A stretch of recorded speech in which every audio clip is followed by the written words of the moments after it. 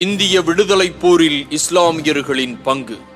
மன்னர் ஹைதர் அலி தென்னிந்தியாவில் ஆங்கிலேய ஆட்சியை பரவவிடாமல் தடுத்து நிறுத்தியதால் தென்னிந்திய நெப்போலியன் என்று புகழப்படுபவர் 1767 முதல் 1769 வரை 2 ஆண்டுகள் ஹைதர் அலிக்கும் ஆங்கிலேய தளபதி ஜோசப் ஸ்மித்துக்கும் முதலாம் மைசூர் போர் நடந்தது. ஈரோட்டில் ஆங்கில படையை ஹைதர் அலியின் படை வென்றது. இப்போரில் தனது தோல்வியை தளபதி நிக்சன் ஒப்புக்கொண்டார். இப்போரை முதல் காலனியாதிக்க எதிர்ப்பு போர் என அழைக்கப்படுகிறது. 1780 முதல் 1784 வரை 2ஆம் கர்நாடக போர் நடந்தது. 100 பீரங்கிகள் 80,000 வீரர்களுடன் அதீத தாக்குதலை ஹைதர் அலி ஆங்கிலேயர்களுக்கு எதிராக நடத்தினார். இப்போரில் 2000 ஆங்கில வீரர்கள் கைது செய்யப்பட்டனர்.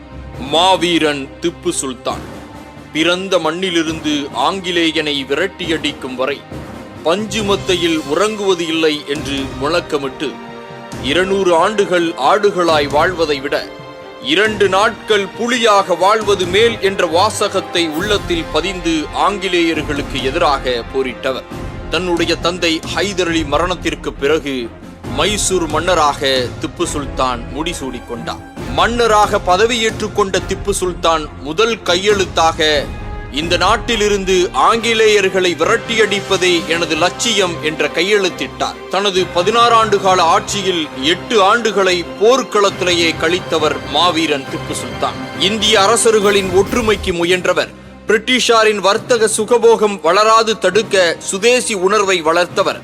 மதத்தால் மனிதர்களை பிரிக்காது ஒருமைப்பாட்டிற்கு உழைத்தவர் திப்பு சுல்தான். சிராஜுத் தௌலா ஆங்கிலேயர்கள் பலிஸ்டர்கள். அவர்கள் கோட்டைகளை கட்டிக்கொண்டு சிப்பாய்களை வைத்துக் கொண்டிருப்பதற்கு இடம் கொடுத்து விடாதே. இடம் கொடுத்தால் நாடு நம்முடையதல்ல என்று தனது தாத்தா அலிவர்தி கானின் அரிய ஆலோசனையை ஏற்றுக்கொண்டு ஆங்கிலேயர்களை கலங்கடித்தவர். 30,000 காலாட்படை வீரர்கள், 20,000 குதிரைப்படை வீரர்கள், 400 பயிற்சி பெற்ற யானைகள், 80 பீரங்கிகள், வாள், வேல், வில், அம்பு இவைகளுடன் போர்க்களம் சென்றவர். 1756களிலேயே ஆங்கிலேயர்களை கல்கத்தாவில் இருந்து தப்பி ஓடச் செய்தவர் சிராஜுத் தௌலா. மன்னர் பகதூர் ஷா அன்றைய சிற்றரசர்கள் பல தங்களுக்கு இருந்த வேறுபாடுகளை எல்லாம் தூக்கி எறிந்துவிட்டு ஆங்கிலேயரை அடித்து விரட்ட அமைக்கப்பட்ட அணிக்கு தலைவராக மன்னர் பகதூர் ஷா அவர்களை தேர்ந்தெடுத்தனர். பின்னர் தான் 1857 ஆண்டு மே மாதம் 10ஆம் தேதி ஆங்கிலேயர்களுக்கு எதிராக ஒரு கலகம் ஏற்பட்டது. அந்த கலகம்தான் சிப்பாய் கலகம். இந்தியாவின் முதல் சுதந்திர போர் என்று அழைக்கப்படுகிறது.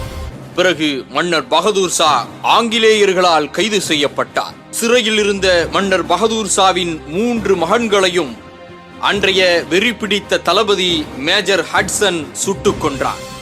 பின்னர் அவர்களுடைய தலையை கழுகுக்கு இரையாக்கினான் என்ற வரலாற்று செய்தியும் நமது மனதை கலங்கடிக்கிறது.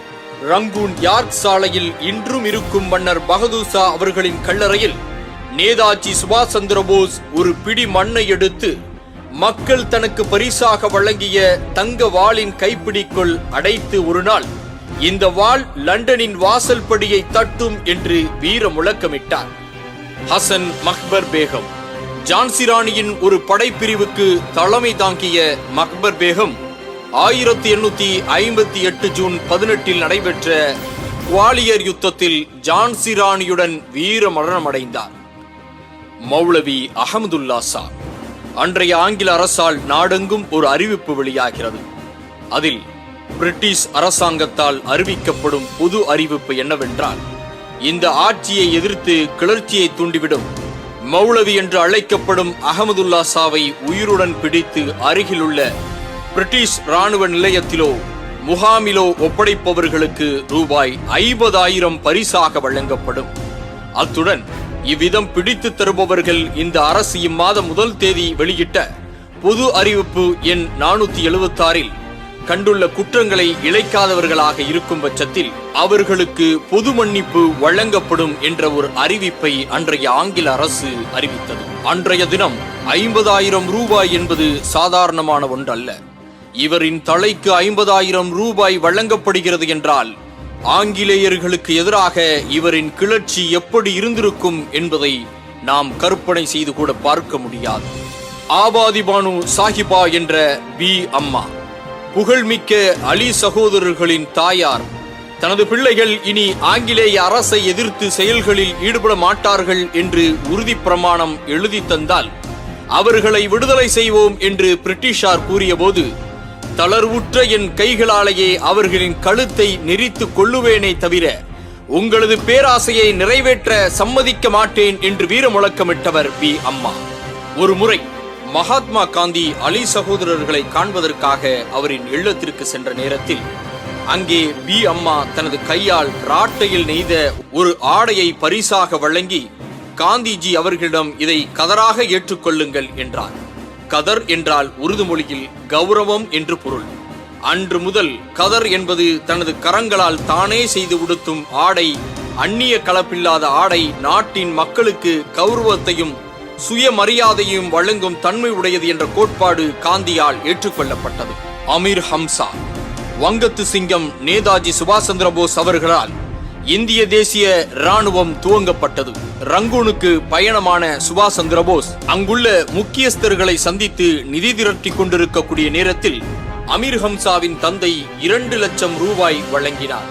அந்த நேரத்தில் சுபாஷ் சந்திர போஸுக்கு அளிக்கப்பட்ட மாலை ஏலத்துக்கு விடப்பட்டது. இதில் கிடைக்கும் தொகையும் இந்திய தேசிய ராணுவத்திற்கு கொடுக்கப்படும் என்று அறிவிப்பு வெளியானதும் உடனே அந்த மாலையை அமீர் ஹம்சா 3 லட்சம் ரூபாய்க்கு வாங்கினார். பின்னர் அமீர் ஹம்சா இந்திய தேசிய ராணுவத்தில் தன்னை இணைத்துக் கொண்டார். பேகம் ஹஜ்ரத் மஹல் 1857 சிப்பாய் கழகம் உச்சத்தில் இருந்த காலகட்டத்தில் பேகம் ஹஜ்ரத் மஹல் தனது படையுடன் லக்னோவில் இருந்த பிரிட்டிஷ் தூதரகத்தை முற்றுகையிட்டார். அங்கிருந்த பிரிட்டிஷ் தூதுவர்கள் சிறைபிடிக்கப்பட்டனர். தூதரகத்தையும் தரைமட்டமாக்கினார் பேகம் ஹஜ்ரத் மஹல். ஆங்கிலேயர்களுக்கு எதிராக பேகம் ஹஜ்ரத் மஹல் போராடிய காலகட்டத்தில் 3 முறை ஆங்கிலேயர்களால் சமாதான கொடி ஏற்றப்பட்டது. அந்த அளவிற்கு ஆங்கிலேயர்களுக்கு எதிராக இந்திய விடுதலைக்காக போரிட்டவர் பேகம் ஹஜ்ரத் மஹல். இஸ்லாமிய குருமார்கள், ஆலிம்கள், ஆங்கிலேயர்கள் தங்கள் ஆதிக்கத்தை இந்த நாட்டின் மீது நிலைநாட்ட தொடங்கிய ஓரிரு ஆண்டுகளுக்குள்ளாகவே ஷா வலியுல்லா அவர்களின் தலைமையில் ஆயிரக்கணக்கான உலமாக்கள் ஆங்கிலேயர்களுக்கு எதிராக போராடினார்கள். 1803 ஆங்கிலேயர்கள் டெல்லி செங்கோட்டையை பிடித்தபோது ஷா வலியுல்லா அவர்களின் மகன் ஷா அப்துல் அசீஸ் போராடினார். ஆலிம்கள் கலந்து கொண்ட விடுதலை போரை பற்றி ஆங்கிலேயர்கள் வியந்து புகழ்ந்து இருக்கின்றார்கள். ஆம், இந்தியாவில் காட்டிக் கொடுக்கும் துரோகிகளின் உதவி ஆங்கிலேயர்களுக்கு கிடைக்காமல் இருந்தால் ஆலிம்கள் ஒரு நூற்றாண்டின் முன்னரே விடுதலையை வாங்கி தந்திருப்பார்கள் என்று ஆங்கிலேயர்கள் குறிப்பிடுகின்றார்கள். சிறையை நிரப்பிய முஸ்லிம்கள் 1977 ஆண்டு டிசம்பர் 27 வெளியான இல்லஸ்ட்ரேட்டட் வீக்லி என்னும் பத்திரிகையில் அதன் ஆசிரியர் குஷ்வந்த் சிங் இவ்வாறு கூறியுள்ளார்: இந்திய விடுதலைக்காக சிறை சென்றவர்களிலும் உயிர் தியாகம் செய்தவர்களிலும் முஸ்லிம்கள் அதிக எண்ணிக்கையில் இருந்தனர். அவர்களுடைய மக்கள் தொகை விகிதாச்சாரத்தை விட விடுதலை போரில் உயிர் துறந்த முஸ்லிம்களின் விகிதாச்சாரம் அதிகம் என்று குறிப்பிட்டார். இந்திய விடுதலைக்காக ஆங்கிலேயர்களுக்கு எதிராக போராடிய பல முஸ்லிம்களில் ஒரு சிலரை மட்டுமே நாம் பார்த்தோம்.